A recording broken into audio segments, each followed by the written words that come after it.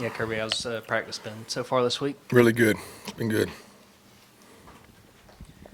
Coach, how was Trevor Phelps in practice this week? Is he having to wear any kind of extra protection to help the Rebs? He's been great. He did some extra conditioning, taking some reps. Been in a black shirt, but I mean he's toughing it out. But he'll still be, have to figure out all the things he can and can't do. Hard to say after the Monday practice. He didn't do much. He was still stiff and sore. Ran around a little bit, loosened up, and then he did some more stuff today. Took some reps.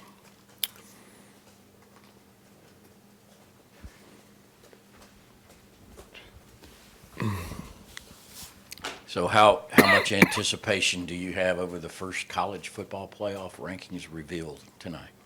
Not much. I mean, I'm going to do my Tuesday night routine. I don't think you can worry about it much. Certainly whatever it is today, it won't be next week or the next week or the next week. So it's great energy and buzz for you guys and for fans, I guess. But every minute you spend worrying about that is one less that I'm worried about our team. Yeah, Coach, Ole Miss has the best run defense in the SEC in terms of yards per game. What makes it so difficult to run the ball on them?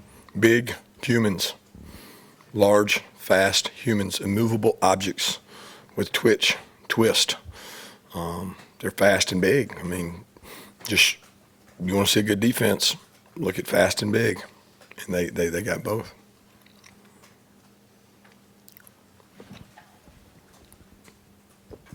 Yeah, Kirby, we're going to talk to Mykel later. Just how have you seen him handle this season, I guess from a mental standpoint, just dealing with the injuries and maybe not having the season he hoped he would have coming in? I don't know if I'd say that. I mean, I think he's had a great season. He's had tremendous work ethic. He had the best camp he's ever had. And, there's value in that. We have 10, 15 NFL scouts at practice. We had that many out there today. We had that many out there in camp. So, I mean, the reps he's taken against really good players on our team, I think all that creates value for him. So he's been really level-headed. He doesn't let things get him down. He's not real emotional. He doesn't take up highs and lows. He's worked really hard to get healthy. And I still don't know that he's 100%, but he's much closer. Totally just forgot my question. Yeah, I remember mine. As far as Peanut goes, we saw him score that first touchdown the other day. Is he at the point where he's able to maybe take on more responsibility in the offense? Yeah, I mean, he can do some more things. He's a bright kid. He's smart. He's really smart.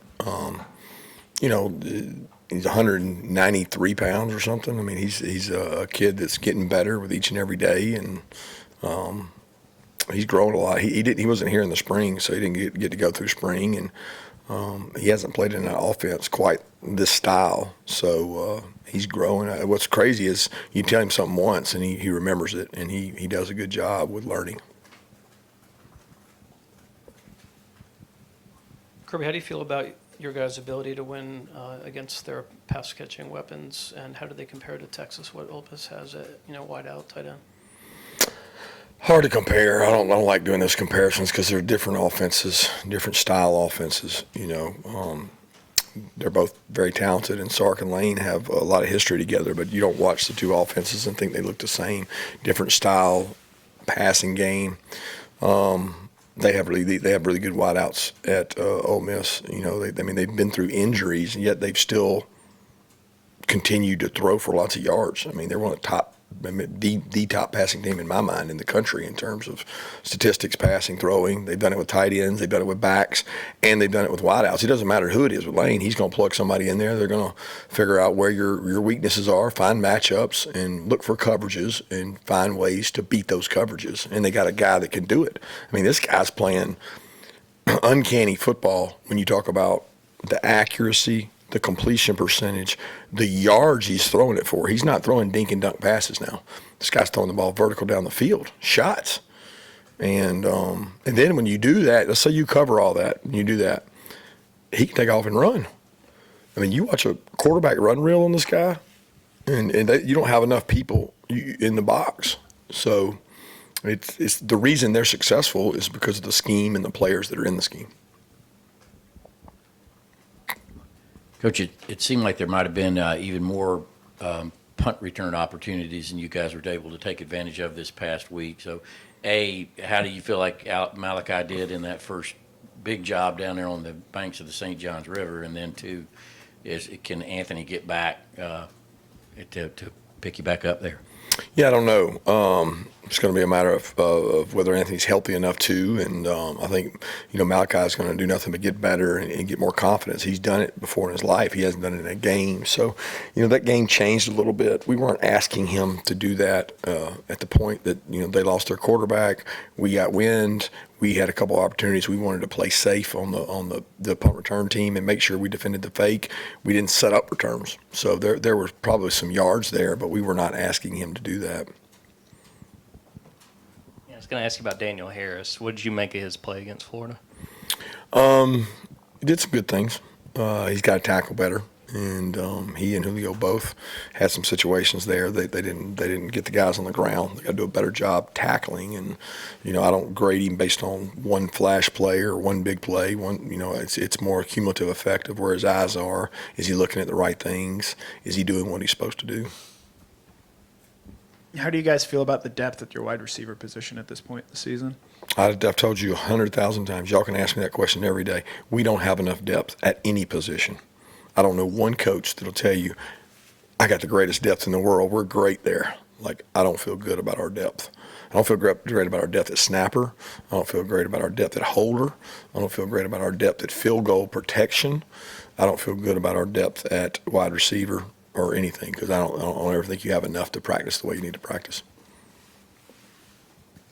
Yeah, Coach, I've heard you in past mention throwing different pitches at quarterbacks, and I've heard you this week allude to, Lane's ability to know defensive coverages and understand schemes. Do you feel this week you almost have to pitch to the coordinator as well?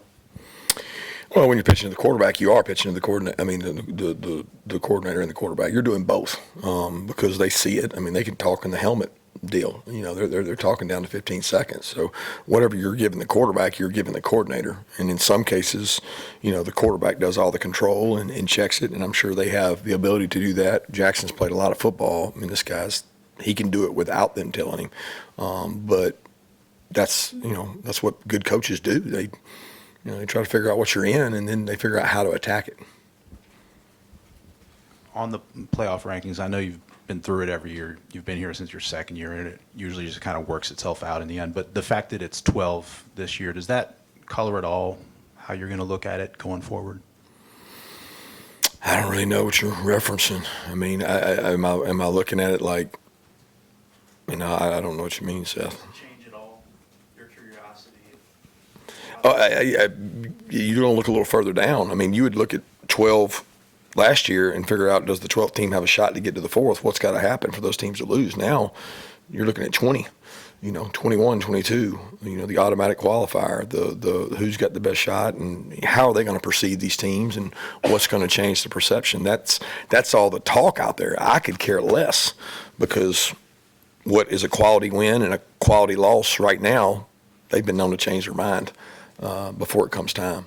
And we've probably been a casualty of that, probably more than anybody in the country. So I don't put a lot of stake in it. He's been a little banged up lately, but Tre Harris has made a lot of plays in this Ole Miss offense. What stands out to you about him and the challenge he presents? Vertical speed, size. When you got somebody that big and that size, I mean, he can take a hitch and go to the house. He can take a post and go to the house. He is a dangerous player, and you see it on tape. It's amazing what they've done without this guy now. I mean, because they've been explosive, and we do those explosive plays and put it up on the chart of all the SEC teams every week, and it's like theirs is like a dang slot machine just going up, and they've done it with and without him, which is a credit to their offensive staff and their players.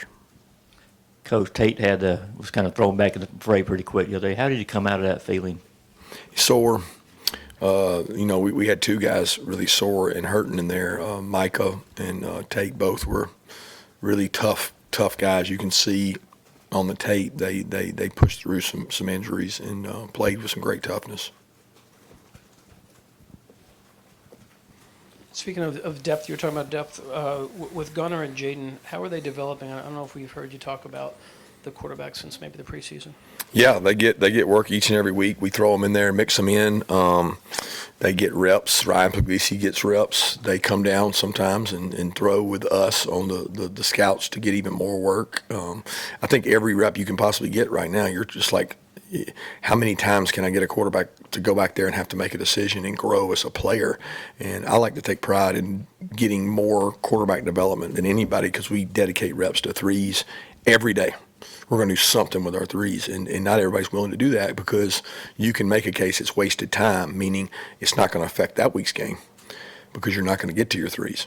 But we're constantly looking at it saying, okay, this is the future of our program. What do we have? Who can play? Who can't?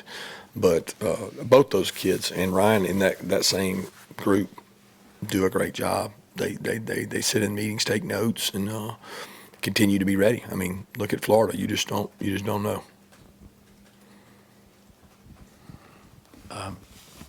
Coach, I hope you can kind of have fun with this because it is such a big week football-wise. But a fan was asking about, and I thought it was a good question. You're a Visor guy, and you're pretty rough on your visors, especially during the games. I'm sure you are in practice too. So just general question, like how many of those do you go through? Obviously, your white one matches very well with your white sleeves and black today. You pick them out. Kind of what's the process, if you could just shed a little light on that? No process. It's whatever they give me.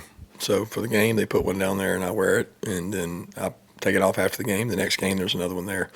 There's 2 or 3 sitting in my office, and I just get one before I go to practice. I don't waste a lot of energy on things like that, Chip.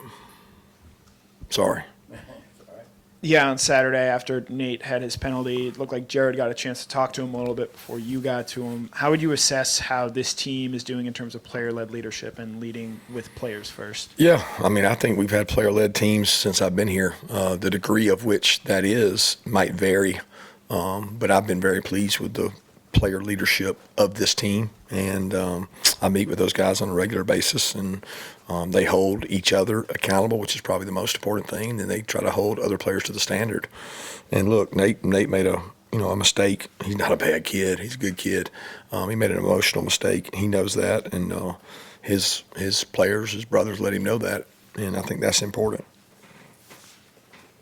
Anyone else have another question for Coach? All right, thank you.